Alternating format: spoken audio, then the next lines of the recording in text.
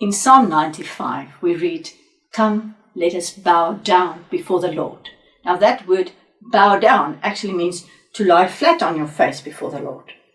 The Hebrew word for praise, for lying on your face, is Shachah.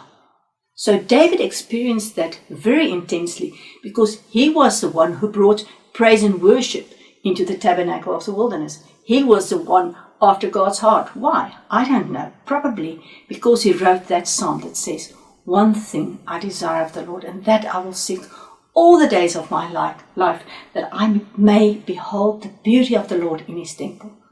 So David would love to spend hours in the presence of the Lord.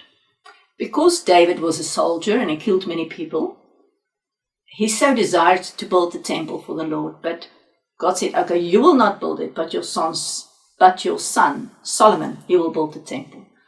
And they accrued all the material and they built this beautiful temple of the Lord. And when it was finished, they had a celebration. But the last thing to put back was the Ark of the Covenant, which was a symbol of the presence of the Lord. And the moment they put it into the temple, it says that the cloud or the smoke of the Lord's presence and holiness and glory filled the place.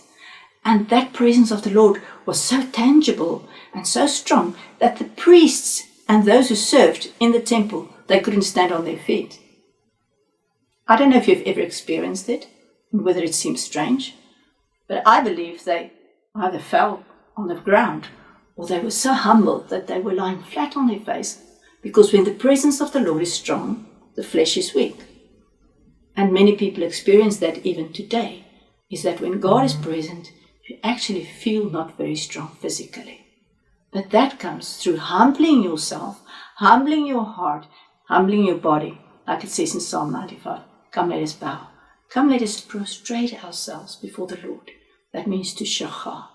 I do not know if you have experienced it before.